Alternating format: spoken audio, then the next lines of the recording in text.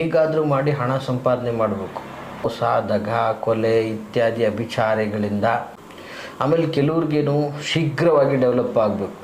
ಹೀಗಾಗಿ ಏನು ಮಾಡ್ತಾರೆ, ಕೆಲವು ಆನ್ಲೈನ್ ಗೇಮಿಂಗ್ಗಳು. ಇನ್ನು ಕೆಲವು ಜನಗಳು ಪ್ರಾಮಾಣಿಕವಾಗಿ ದುಡಿತಾರೆ, ಬೆಳಗಾನ ಸಂಜೆ ಗಂಟೆ ದುಡಿತಾರೆ.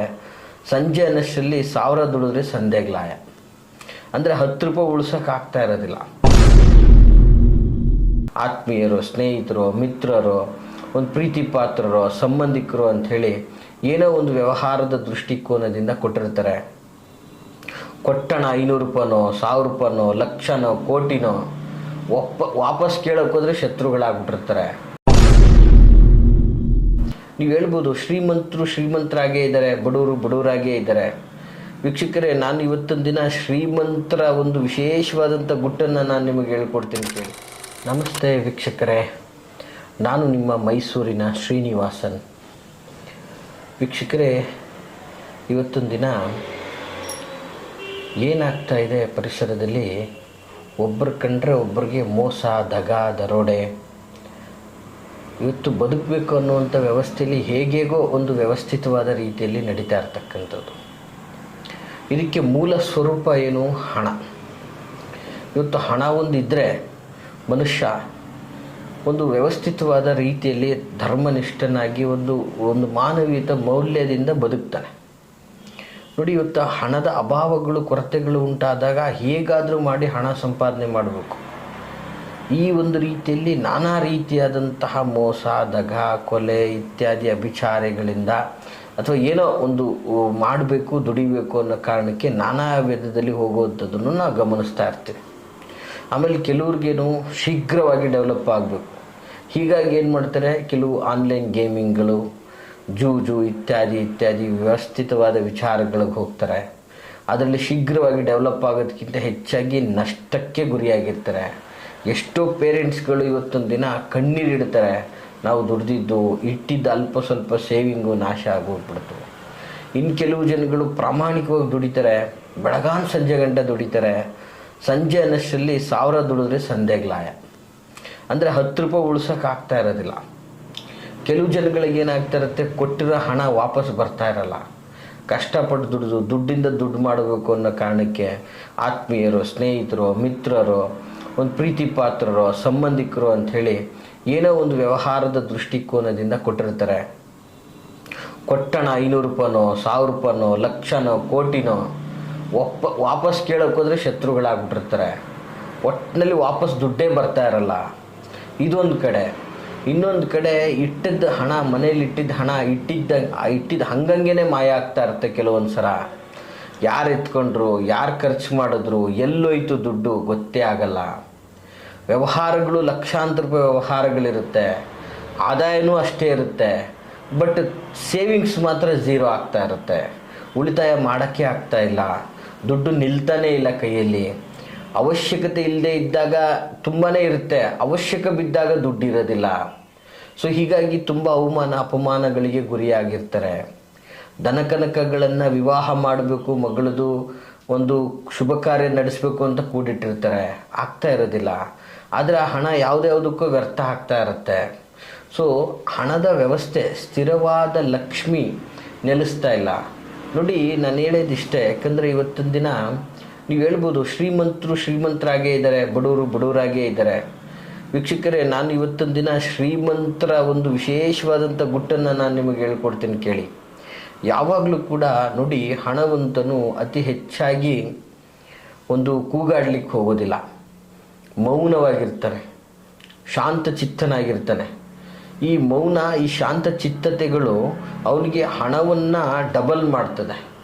ನೋಡಿ, ಯಾವಾಗಲೂ ಲಕ್ಷ್ಮಿಗೆ ಮೌನ, ಶಾಂತಿ, ಏಕಾಗ್ರತೆ ಇದು ಎಲ್ಲಿರುತ್ತೋ ಅಲ್ಲಿ ಮಹಾಲಕ್ಷ್ಮಿ ಬಹಳ ಬೇಗ ನೆಲೆಸ್ತಾಳೆ ಅನ್ನುವಂಥದ್ದು ಕೂಡ ಇದೆ.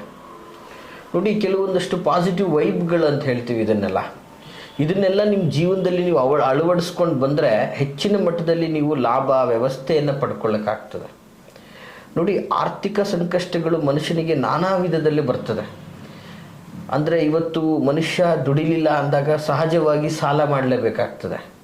ಆ ಸಾಲವನ್ನು ತೀರಿಸಲಿಕ್ಕೆ ನೀವು ಪ್ರಾಮಾಣಿಕವಾಗಿ ಶ್ರಮಪಟ್ಟು ಎಫರ್ಟ್ ಹಾಕಿ ಮಾಡಿದ್ರೆ ತೀರಿಸ್ಬೋದು. ಎಷ್ಟೇ ಎಫರ್ಟ್ ಹಾಕಿದ್ರೂ ತೀರ್ಸೋಕೆ ಆಗ್ತಾ ಇಲ್ಲ ಅಂದರೆ ಅದು ಒಂದು ಗ್ರಹಚಾರದ ಬಲಗಳಿರ್ತದೆ. ನೋಡಿ, ಜಾತಕಾಧಾರಿತವಾಗಿ ಕೆಲವು ಉದಾಹರಣೆಗಳು ಸಹ ಇದೆ. ಮುಂದಿನ ದಿನಗಳಲ್ಲಿ ನಾನು ಈ ಒಂದು ವಿಡಿಯೋದ ಮೂಲಕ ಜಾತಕಾಧಾರಿತವಾಗಿ ಋಣಬಾಧೆಗಳು ಹೇಗೆ ಬರ್ತದೆ, ಸೊ ಜಾತಕಾಧಾರಿತವಾಗಿ ಮಾಟ ಪ್ರಯೋಗ ಆಗಿದೆಯಾ, ಯಾರು ಮಾಡಿದ್ದಾರೆ, ಈ ಒಂದಷ್ಟು ಪರಿಹಾರಗಳನ್ನು, ಜಾತಕಾಧಾರಿತವಾಗಿ ವಿವಾಹ ಹೇಗೆ ಡಿಲೇ ಆಗ್ತಾ ಇರುತ್ತೆ, ಇದನ್ನೆಲ್ಲ ಮುಂದಿನ ದಿನಗಳಲ್ಲಿ ಇದೇ ಒಂದು ವಾಹಿನಿಯಲ್ಲಿ ನಾನು ಮಾಡಬೇಕು ಅಂತಕ್ಕಂಥದ್ದು ಇದೆ. ಮಾಡೋಣ ಮುಂದಿನ ದಿನಗಳಲ್ಲಿ, ಅದು ನೆಕ್ಸ್ಟ್ ಟಾಪಿಕ್ಕು. ಇವತ್ತು ನಾ ಹೇಳ್ತಾ ಇರುವಂಥ ವಿಚಾರ ಇಷ್ಟೇ. ಧನಕ್ಕೆ ದಟ್ಟ ದರಿದ್ರವನ್ನು ಆವರಿಸ್ಕೊಂಡಿದೆ. ಸೊ ಇವತ್ತು ಎಷ್ಟು ದುಡಿದ್ರೂ ದುಡ್ಡು ನಿಲ್ತಾ ಇಲ್ಲ. ಇವತ್ತು ಮಕ್ಕಳು ಫೀಸ್ ಕಟ್ಟೋಕ್ಕಾಗ್ತಾ ಇಲ್ಲ ಶಾಲೆದು. ಸೊ ಸಾಲ ಮಾಡಿ ಕಟ್ತಾ ಇದ್ದೀನಿ, ಆ ಸಾಲ ತೀರ್ಸೋಕ್ಕಾಗ್ತಾ ಇಲ್ಲ. ಕಷ್ಟಪಡ್ತಾ ಇದ್ದೀನಿ, ಇನ್ನೇನು ಸಾಲ ತೀರಬೇಕು ಅನ್ನೋ ವ್ಯವಸ್ಥೆಗೆ ಇನ್ನೊಂದೇನೋ ಪ್ರಾಬ್ಲಮಲ್ಲಿ ಸಿಗಾಕೊಳ್ತಾ ಇದ್ದೀನಿ. ಇದು ಒಂದು ವರ್ಗದ ಸಮಸ್ಯೆ. ಆದರೆ ನಾನು ಸಿಕ್ಕಾಪಟ್ಟೆ ದುಡಿತಾ ಇದ್ದೀನಿ, ದುಡ್ದಿದ್ದ ದುಡ್ಡು ಎಲ್ಲಿ ಹೋಗ್ತಾ ಇದೆ ಅನ್ನೋದೇ ಗೊತ್ತಾ ಇಲ್ಲ ಅಂತಕ್ಕಂಥದ್ದು ಇನ್ನೊಂದು ವರ್ಗದವರ ಸಮಸ್ಯೆ ಆಗಿರ್ತದೆ. ಮತ್ತು ಕೆಲವು ವರ್ಗಗಳಲ್ಲಿ ಏನಾಗ್ತಾ ಇರ್ತದೆ ಅಂದರೆ, ಹಣವನ್ನು ದುಪ್ಪಟ್ಟು ಮಾಡಬೇಕು, ದುಡ್ಡನ್ನು ಮನೆಯಲ್ಲಿ ಕೂಡಿಡೋದಕ್ಕೆ ಇಂಥ ಅದರಿಂದ ನಾನು ಬಂಡವಾಳ ಹಾಕಿ ನಾನು ದೊಡ್ಡದು ಮಾಡಬೇಕು ಅಂತ. ಹಾಗಾಗಿ ಕೆಲವೊಂದಷ್ಟು ಸ್ಟಾಕ್ ಮಾರ್ಕೆಟು, ಶೇರ್ ಮಾರ್ಕೆಟು ಮತ್ತು ಸಂಬಂಧಗಳಲ್ಲಿ ಲಾವಾದೇವಿ ವ್ಯವಹಾರ ಅಂದ್ಕೊಂಡು, ಫೈನಾನ್ಸ್ ಅಂದ್ಕೊಂಡು, ಈ ಥರ ನಾನಾ ರೀತಿಯಾದಂತಹ ಒಂದು ದಾರಿಗಳನ್ನು ಇಟ್ಕೊಂಡು ಹೋಗಿರ್ತಾರೆ. ಈಗೇನಾಗ್ತದೆ, ಅದು ನೀವು ಕೊಟ್ಟಂಥ ಹಣ ನಿಮಗೆ ವಾಪಸ್ಸೇ ಸಿಗ್ತಾ ಇರಲ್ಲ. ಕೇಳೋಕ್ಕೆ ಹೋದರೆ ನೀನು ಯಾರೋ ಅವನು ಯಾರೋ ಅನ್ನೋ ಥರ ಆಗ್ತಾ ಇರುತ್ತೆ. ಜಗಳ ಜಂಜಾಟ ಸೃಷ್ಟಿ ಆಗ್ತಾ ಇರುತ್ತೆ, ಕಿರಿಕಿರಿಗಳು ಸೃಷ್ಟಿ ಆಗ್ತಾ ಇರುತ್ತೆ. ಹೀಗಾಗಿ ಹಣವನ್ನು ಕೂಡ ನೀವು ಡಬಲ್ ಮಾಡೋಕ್ಕೂ ಆಗ್ತಾ ಇಲ್ಲ, ನಿಮ್ಮ ಹಣನೂ ನೀವು ವಾಪಸ್ ಇಸ್ಕೊಳ್ಳೋಕ್ಕಾಗ್ತಾ ಇಲ್ಲ. ಇಂತಹ ಸಂದರ್ಭದಲ್ಲಿ ತುಂಬ ಸಂಕಷ್ಟಗಳನ್ನು ಅನುಭವಿಸಿ ನೀವು ಸಾಲ ಕೊಡುವಂಥ ವ್ಯಕ್ತಿಗಳಾಗಿ, ನೀವು 4 ಜನಕ್ಕೆ ದುಡ್ಡು ಕೊಡುವಂಥ ವ್ಯಕ್ತಿಗಳಾಗಿ ಇಂತಹ ಸಂದರ್ಭದಲ್ಲಿ ಸಿಗಾಕೊಂಡು ನೀವೇ ಸಾಲಗಾರರಾಗ್ಬಿಟ್ಟಿರ್ತೀರ. ನೋಡಿ ಎಂಥ ವಿಪರ್ಯಾಸ. ಇದನ್ನೆಲ್ಲ ನಾವು ಬಹಳ ಜನಗಳಿಂದ ಇದು ನಮ್ಮ ಅನುಭವಕ್ಕೆ ಬಂದು, ಇಂತಹ ಸಂಕಷ್ಟದಲ್ಲಿ ಇರೋರಿಗೋಸ್ಕರ ಒಂದು ಒಳ್ಳೆಯದಾಗಬೇಕು, ಒಂದು ಅದ್ಭುತ ಪರಿಹಾರವನ್ನು ತಿಳಿಸ್ಬೇಕು ಅಂತಲೇ ಈ ಒಂದು ವಿಡಿಯೋ ಮಾಡ್ತಾ ಇರ್ತಕ್ಕಂಥದ್ದು. ವೀಕ್ಷಕರೇ, ಏನು ಇಂತಹ ಸಂಕಷ್ಟದಲ್ಲಿ ಇರ್ತಕ್ಕಂಥವ್ರಿಗೆ ಏನು ಪರಿಹಾರ ಮಾಡ್ಬೋದು, ಬಹಳ ಸುಲಭವಾದಂತಹ ರೀತಿಯಲ್ಲಿ ಏನು ಮಾಡಲಿಕ್ಕೆ ಸಾಧ್ಯ ಇದೆ, ಈ ತಂತ್ರಗಳಲ್ಲಿ ಇದೆಲ್ಲ ರಿಸಲ್ಟ್ ಕೊಡ್ತದ ಅನ್ನುವಂಥದ್ದೆಲ್ಲ ಗೊಂದಲಗಳು ಸಹಜವಾಗಿರ್ತದೆ. ನೋಡಿ ವೀಕ್ಷಕರೇ, ನಾ ಹೇಳೋದಿಷ್ಟೇ, ಗುರುವಿಗೆ ದಾಸನಾಗುವವರೆಗೂ ಮುಕ್ತಿ ಸಿಗೋದಿಲ್ಲ. ಹಾಗೆ ಯಾವುದೇ ಒಂದು ಕಾರ್ಯವನ್ನು ನೀವು ಮಾಡಬೇಕಂದ್ರೂ ಕೂಡ ಅದರಲ್ಲಿ ಶ್ರದ್ಧಾ ಭಕ್ತಿ, ಒಂದು ನಿಷ್ಕಲ್ಮಶವಾದಂತಹ ಶ್ರಮ ಇಲ್ಲ ಅಂದರೆ ನೀವು ಏನೇ ಮಾಡೋಕ್ಕೆ ಹೋದ್ರದು ವ್ಯರ್ಥನೇ. ಹಾಗಾಗಿ ನೀವು ಒಂದು ಶ್ರದ್ಧೆಯಿಂದ, ಭಕ್ತಿಯಿಂದ ಈ ಒಂದು ತಂತ್ರವನ್ನು ಮಾಡಿದ್ದೆ ಆದರೆ ಕಡಾಖಂಡಿತವಾಗಿ ನಿಮಗೆ ಲಕ್ಷ್ಮಿ ಸ್ಥಿರವಾಗಿ ನಿಲ್ಲಿಸ್ತಾಳೆ. ನಿಮಗೆ ನಾನಾ ಮೂಲಗಳಿಂದ ಹಣದ ಹರಿವಾಗ್ತದೆ. ನೀವು ನಿಮ್ಮ ಕೊಟ್ಟ ಹಣವನ್ನು ನೀವು ವಾಪಸ್ ತೆಗೆದುಕೊಳ್ಬೋದಾಗಿರ್ತದೆ. ಅವಕಾಶಗಳನ್ನು ಉಪಯೋಗಿಸ್ಕೊಂಡು ಧನಕನಕವನ್ನು ವೃದ್ಧಿ ಮಾಡಿಕೊಳ್ಬೋದಾಗ್ತದೆ. ಸೊ ಅಂತಹ ಒಂದು ಅದ್ಭುತವಾದಂತಹ ದೈವಿಕ ತಂತ್ರ ಇದಾಗಿರ್ತದೆ. ಏನಪ್ಪ ತಂತ್ರ ಅಂತಂದರೆ, ಬಹಳ ಸುಲಭವಾದಂತಹ ತಂತ್ರ. ವಿಶೇಷವಾಗಿ ನೋಟ್ ಮಾಡ್ಕೊಳ್ಳಿ ವೀಕ್ಷಕರೇ, ನೀವು ಮಾಡಬೇಕಾಗಿರೋದು ಇಷ್ಟೇ. ಏನಪ್ಪ ಅಂತಂದರೆ, ಶನಿವಾರದ ದಿನದಂದು ನೋಡಿ, ಶನಿವಾರದ ದಿನ ಪ್ರತ್ಯೇಕವಾಗಿ ಇದನ್ನು ಶನಿವಾರದ ದಿನವೇ ಮಾಡಬೇಕು. ಯಾವುದಾದರೂ ವೀಕ್ಷಕರೇ, ಯಾವುದಾದರೂ ನಿಮ್ಮ ಮನೆ ಅಕ್ಕಪಕ್ಕ ಸುತ್ತಮುತ್ತಲಿನಲ್ಲಿ ಅಥವಾ ಎಲ್ಲಿ ಅನ್ನಿಸ್ತದೋ ಆ ಜಾಗದಲ್ಲಿ ಯಾವುದಾದ್ರೂ ಒಂದು ಅದ್ಭುತವಾಗಿ ಲಾಭದಾಯಕವಾಗಿ ನಡೀತಾ ಇರತಕ್ಕಂತಹ ಅಂಗಡಿ ನಿಮಗೆ ಗೊತ್ತಾಗುತ್ತೆ. ಆ ಅಂಗಡಿ ಯಾವುದೋ ಏನು ನಡೀದೆ ಲಾಸಲ್ಲಿ ನಡೀತಾ ಇರೋ ಅಂಗಡಿಗಳಿಗೆ ಹೋಗಬಾರ್ದು. ತುಂಬ ಲಾಭವಾಗಿ ನಡೀತಾ ಇರಬೇಕು ಅಂಗಡಿ.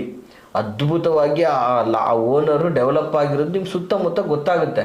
ಆ ಜನಗಳು ಆ ಅಂಗಡಿಗೆ ಆಕರ್ಷಣೆ ಆಗ್ತಾ ಇರೋದು ನಿಮ್ಗೆ ಗೊತ್ತಾಗುತ್ತೆ. ಅಂತಹ ಒಂದು ಲಾಭದಲ್ಲಿ ನಡೀತಾ ಇರತಕ್ಕಂತಹ ಅಂಗಡಿಗೆ ಹೋಗಿ ಯಾವುದಾದ್ರೂ ಒಂದು ಲೋಹದ ಒಂದು ವಸ್ತುವನ್ನು ಖರೀದಿ ಮಾಡಬೇಕು.